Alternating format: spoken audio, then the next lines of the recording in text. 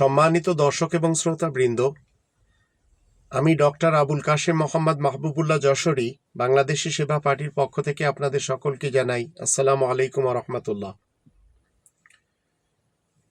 ৫ নম্বর সূরা আল মাইদার ২ নম্বর আয়াতের ভিতরে আল্লাহ বলছেন, ওয়া তাআওয়ানু আলাল বিররি ওয়াত তাকওয়া ওয়া লা তাআওয়ানু আলাল ইসমি ওয়াল উদওয়ান। তোমরা ভালো কাজে এবং তাকওয়ার কাজে একে অপরকে সহযোগিতা করবে, আর খারাপ কাজে এবং বিদ্রোহীমূলক কাজে একে অপরকে সহযোগিতা করবে না। আল্লাহ আপনাকে আমাকে মেধা দিয়েছেন।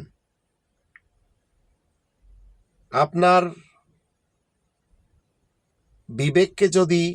আমার বিবেককে যদি আমি কাজে লাগাই, আমরা সবাই মিলে কাজে লাগাই, তো আমাদের জীবন একেবারে পাল্টে যাবে। সমাজের জীবন পাল্টে যাবে, রাষ্ট্রের জীবন পাল্টে যাবে। কিন্তু আমাদের মধ্যে যারা শুধুমাত্র খুদ গরজ, নিজেদের বেলায় বেশি উপার্জন করার ব্যাপারে, নিজেদের লাইফ লাক্সারিয়াস করার ব্যাপারে চিন্তাভাবনা করবেন, তাহলে মনে রাখবেন, এমন চিন্তাভাবনা আমাদের ভিতরে জন্ম নিলে আমরা জাতিকে কিছু দিতে পারবো না। আল্লাহ আমাদের যেমন মেধাশক্তি দিয়েছেন, আমাদের তত দায়িত্ব এই দেশের জন্য। কারণ আমি রব্বানি বিধানের প্ল্যানগুলি জানি। বাস্তবায়ন করতে পারলে সবাই উপকারী হবে এবং সবাই উপকার পাবে। বাংলাদেশি সেবা পার্টি কি চায়? এই দেশকে উন্নয়ন করতে চায়। এই দেশের খনিজ সম্পদ সকলের মাঝে বন্টন করে দিতে চায়। কিন্তু আমাদের দেশে সবচেয়ে বড় কোরআনের শত্রু তারাই, রব্বানি প্ল্যানের শত্রু তারাই, বিশেষ করে যারা উলামা লীগ এবং উলামা দল। এরা কি করেছে? এমনকি জামাত, এরা দুটি পরিবারতন্ত্রকে সাপোর্ট করেছে।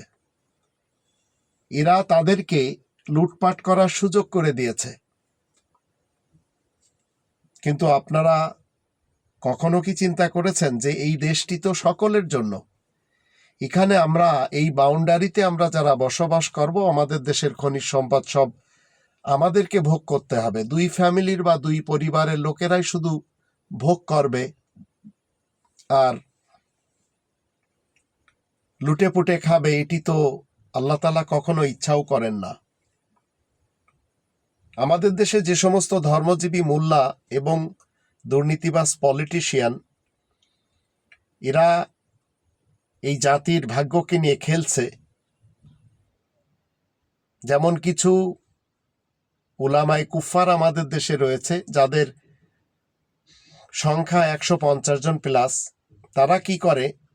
আল্লাহ তাআলার কোরআনকে নিজেদের উন্নয়নের জন্য, নিজেদের ব্যক্তিত্বকে প্রতিষ্ঠিত করার জন্য এই কোরআনকে দেখে।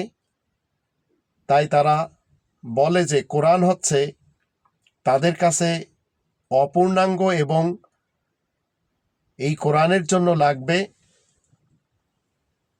আরব থেকে ইম্পোর্ট করা কিছু মিথ্যা হাদিস, খোরাসান থেকে ইম্পোর্ট করা কিছু মিথ্যা হাদিস। আর এইগুলি পড়ানোর জন্য আমাদের দেশে রয়েছে 1,20,000 প্লাস ধর্মের খোয়ার মাদ্রাসা, যেখানে বলৎকার হয়, পাছা মারা হয়, ধর্ষণ করা হয়। তো যদি আমরা একটু বিবেচনা করি, কোরআনকে যদি আমরা কোরআনের মতো করে জানি, তাহলে এই স্পিকাররা কখনো কোরআনের মাহফিল করতে যেয়ে টাকা নেবে না।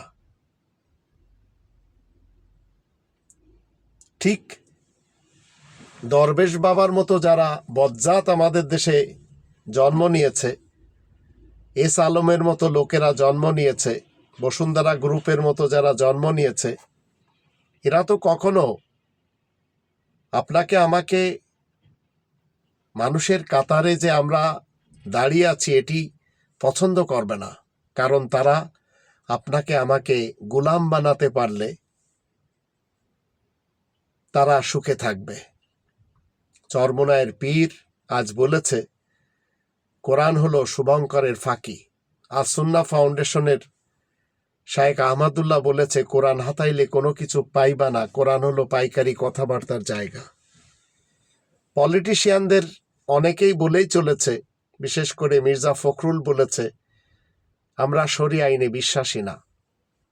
ঠিকই বলেছে, কারণ গণতন্ত্র শরিয়া আইনের সাথে যায় না, রাজতন্ত্রও যায় না, সমাজতন্ত্রও যায় না, মূল্যতন্ত্রও যায় না। তো যায় কি? শরিয়া আইনের সাথে যাবে রব্বানি তন্ত্র, যেটি বাংলাদেশি সেবা পার্টি একটি কনস্টিটিউশন বানিয়ে ডক্টর মোহাম্মদ ইউনূসের হাতে দিয়েছে, যেটি প্রতিষ্ঠিত করতে পারলে এদেশের মানুষ সবাই কোটিপতি হবে, সবাই ক্ষুধার্ত মুক্ত হবে, দারিদ্র্য মুক্ত হবে, স্বচ্ছ পানি পাবে, ছাদের ঘর পাবে, ভালো পোশাক পাবে, খাদ্য খাবার পাবে, বাই দি নেম অফ আল্লাহ। তাই আসুন আমরা সবাই মিলে বাংলাদেশি সেবা পার্টির হাতকে মজবুত করি।